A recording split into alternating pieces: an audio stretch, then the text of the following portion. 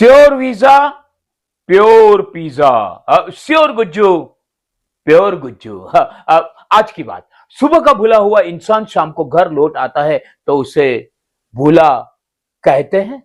हाँ, कुछ प्रश्न ऐसे होते हैं जो उत्तर बन जाते हैं और कुछ उत्तर ऐसे होते हैं जो स्वयं प्रश्न बन जाते हैं। हाँ, फिलहाल मैं अब प्रश्न और उत्तर के बीच अटका हुआ हूं। बात मेरे दोस्त भूला की है। जी हाँ, अब भूला की। मैं उसको कभी नहीं भूल पाऊंगा। कुछ साल पहले पिकनिक मनाने मैं और मेरी पत्नी भूला के यहाँ गए थे, गुजरात में। और हम उसके होटल में रुके थे। वो होटल तो नाम का होटल था, मगर वास्तव में वो एक घर था। हाँ, वहां की साफ सफाई, सर्विस और खास तो वहां की सभ्यता, सुंदरता देखकर मेरी पत्नी ने मुझे टोका था, तुम्हें घर के साथ मन को भी ऐसे ही स्वच्छ, सुगम और सुंदर रखना है। फिर तो हम दोनों ने कहा था, सभ्यता, सरलता, सुगमता, सर्विस, सुंदरता, ये सब तो भूले के पास ही मिलती है। सरलता और सुंदरता हो तो भूले जैसी। अब स्वाद की बात करें। स्वाद की बात करें तो कुछ स्वाद ऐसे होते हैं कि जिन्हें चखते ही अंतर स्वादिष्ट हो जाता है। हाँ, कुछ होटल के बाहर बोर्ड पर लिखा रहता है, घर जैसा खाना मिलेगा। ये होटल वाले समझते नहीं। भाई, घर का पसंद नहीं आता है तभी तो होटल में खाना खाने आते हैं। हाँ, और यहाँ भूले की मेहमान नवाजी और होटल का टिपिकल गुज्जू खाना खाकर हमें कहना पड़ा कि भाई, स्वाद हो तो भूले की होटल जैसा। भूले की एक दुकान भी थी, वहां बर्तन और कपड़े मिलते थे। हमने वहां जाकर बर्तन और कपड़े देखे और भूले ने हमें गिफ्ट में कुछ बर्तन और कपड़े दिए। मेरी पत्नी ने गिफ्ट को देखकर मुझे कहा कि इस गिफ्ट की हमेशा तुम सफाई करना और ऐसी करना जैसे कि अब भूले के दिल के अंदर चमक हो, वैसी लगे।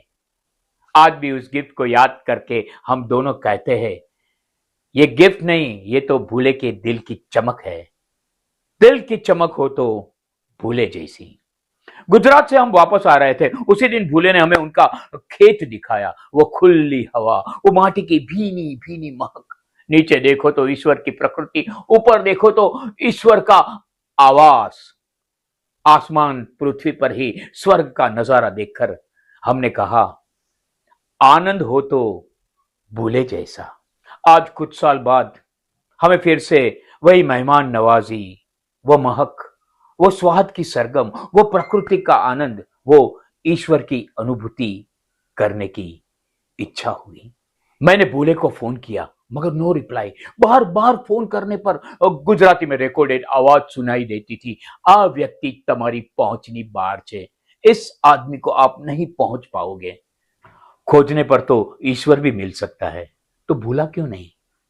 मैंने खोज की, फिर पता चला कि भूला तो हमसे दूर दूर, अरे अपने आप से भी दूर, सब कुछ बेचकर इलीगल तरीके से यूएसए सेटल्ड हो गया है। यहां खुद की होटल में इजी रहता भूला दूसरे की मोटल में बिजी हो गया है। चमकते बर्तन कपड़े की दुकान छोड़कर भूला स्वयं की चमक गंवा रहा है। यहां दूसरों के लिए काम करके भी नहीं थकने वाला मेरा प्रिय दोस्त भूला वहां थक थक कर दूसरों के लिए काम कर रहा है। यहां का अन्नदाता भूला शायद राशन की कतारों में नजर आता होगा और कवि श्री खलील धनतेजवी के इस शेर को याद करता होगा कि अब मैं राशन की कतारों में नजर आता हूं, अब मैं राशन की कतारों में नजर आता हूं, अपने खेतों से बिछड़ने की सजा पाता हूं। यहां नीचे धरती और ऊपर आसमान में देखकर ईश्वर को याद करने वाला भूला गाना और खाना शायद भूल गया होगा और कहता होगा कि लोक गीतों का नगर याद आया, लोक गीतों का नगर याद आया, आज परदेश में घर याद आया। अब खबर मिली है कि यूएसए से गैर कानूनी प्रवासियों को घर वापस भेजा जाएगा। क्या इलीगल भूले को वापस घर आना पड़ेगा? बहुत पहले कोलंबस ने ढूंढा हुआ अमेरिका छोड़कर वापस हिंदुस्तान आने वाला भूला अपने आप को ढूंढ पाएगा? क्या हम भूले हुए भूला को अपना पाएंगे? क्या हम भूला को ये कह सकेंगे कि सुबह का भूला हुआ भूला शाम को घर लौटे तो उसे भूला नहीं कहते? अरे भाई, यूएसए हो या इंडिया, आनंद मिले वहां आदमी को रहना चाहिए, मगर लीगल रहना चाहिए। क्योंकि लीगल रोटला तो प्योर ओटला, लीगल वीजा तो प्योर पिज्जा।